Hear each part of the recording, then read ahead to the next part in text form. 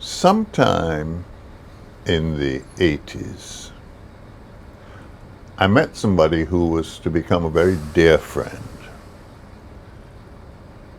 He was a doctor, and his name was Andrew Richardson. We shared one thing at the beginning, and that was sailing. We were both avid sailors. And we would, on a weekend, go down the coast. And Andrew's wife, by the way, was also a doctor. And sitting on the back of a boat, probably with a glass of something other than water in our hands, we talked. Andrew was a surgeon, and he practiced at Victoria. And he expressed the view that Victoria circumscribed his skill in that he could not practice medicine as he would have liked. The equipment was old, the physical surroundings were less than adequate. And from that, we started talking about the possibility of a private medical facility. Now, there are probably many birthplaces of a private medical facility, but for Andrew and myself, that was the birthplace, the back of a boat. Very quickly after that conversation started to get serious, we realized that this was not something that could be undertaken by two doctors and a lawyer. And so we expanded the conversation to include what ultimately came to be 9 doctors and a lawyer, discussing how we could come about with a private medical facility. I say private, but it wasn't so much private as outside of the reach of government. We actually purchased land in Cul-de-sac, where Peter and Company is now. But then, when we came to raise the money to build a hospital, we realized we couldn't do it. That was still the core group, that we hadn't approached the wider community at that point. They started construction of a hospital. Unfortunately, as I gather, they ran out of money, and the banks wouldn't lend them more money for a hospital, but would lend more money for a hotel, hence Tapion Reef Hotel. But they were not doing well, and I think were quite happy to negotiate the sale of the structure to what became Medical Associates. They reached the stage where a price was agreed to, and the rest of us were contacted. So we were shown the figures that indicated the expected return. But at that time, quite honestly, I don't think that many of us expected a return on our investment at all.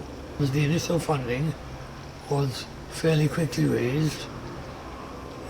I think the shares were possibly kept to the limit required of a private company, 50 shareholders, and between them they raised the 2 million, 2.5 million, whatever might have been required, and the bank lent the rest. One of the original members of the core group knew George Theophilus very well. and approached him from the point of view of helping to raise money. And George, as you know, is very much into finance. He was brilliant. And he set up a structure for us which fundamentally allowed us to go to people and say, well, we're thinking of doing this. Would you like to invest in it? And amazingly, we got 40 or 50 persons who actually were prepared to put up their money.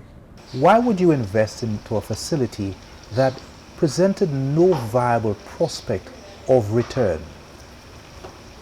I suppose really it was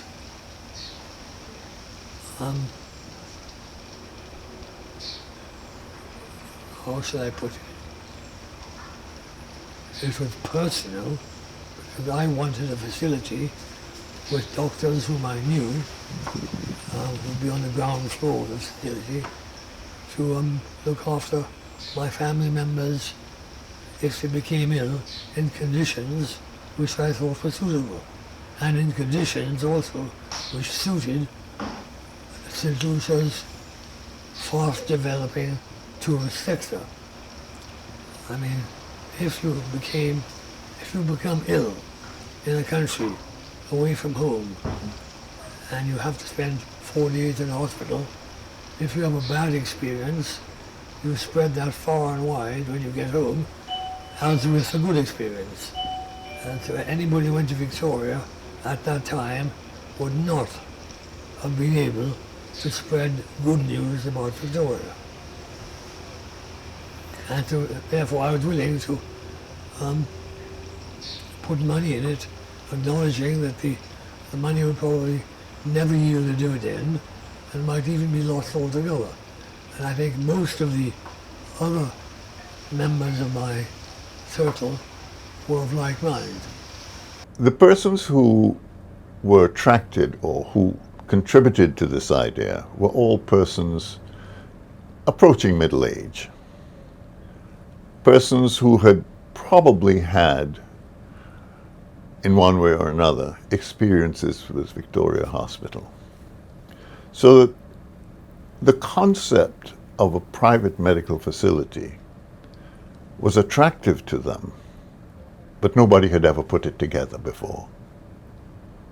So that when they were approached, I think they saw it as not only benefiting themselves physically and personally, but benefiting a wider community. Sometimes you might have 5 patients, 2 people, because at that time most of it would be like elective. We did not have emergency. At that time, initial stages of Tapio, there were no emergency surgery, you know. And even when patients were coming in, they were asked to call to make, you know, so that we would know that we are expecting a patient. Now you can imagine, Dale, I'm a pathologist.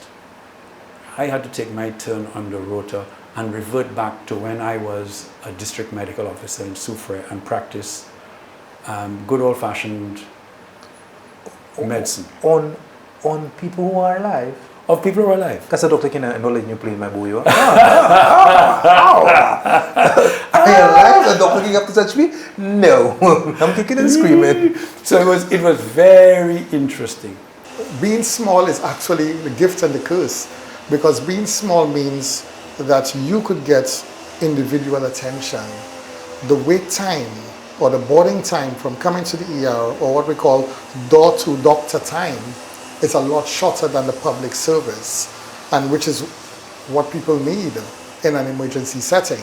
So the size is actually an advantage because it cuts down the wait time or time to diagnosis and time to treatment.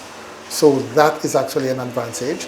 But size as well in terms of a mass casualty can be the disadvantage as well. When it first started, because it was a new concept, what we call a mall, financially a mall concept, whereby Tapio wanted to have minimum amount of control over the doctors, in the sense that not hiring them and not managing them, but give them an outlet to practice their skill. And Tapio Hospital or Medical Associate would form the standard bearer, would establish what standard you must operate on to operate here. And each person, each operator or each practitioner was given or entered into a contract. Dr. Suraj, you spoke of the standard of care, but there is a dichotomy of service because you have doctors who operate here and operate in the public sector. How do you manage their brain level of service between there and here? Well, it has to do with the personality remains the same. It has to do with the condition of service where you're working. You'd find that the government sector would be much more volume of work. And as a result, you will find that there'll be a little more rushed. I'll give you an example. You'll go to your office and see about, say, 8 patients for the day. You go to Victoria Hospital when it was there before, and you see about 40 patients for the day. Now, in half a day, 4 hours, to see 40 patients, is 10 patients an hour. How can you give quality service with that? And you can, and even the length of time. For example, you go to casualty in the government sector, and then you're asked to give an appointment to see a doctor. It might not be until 3, 4, 5 months before you see that doctor because of the scheduling and the workload. And in the private sector, it may just be the same day, the day after, or at most a week or 2.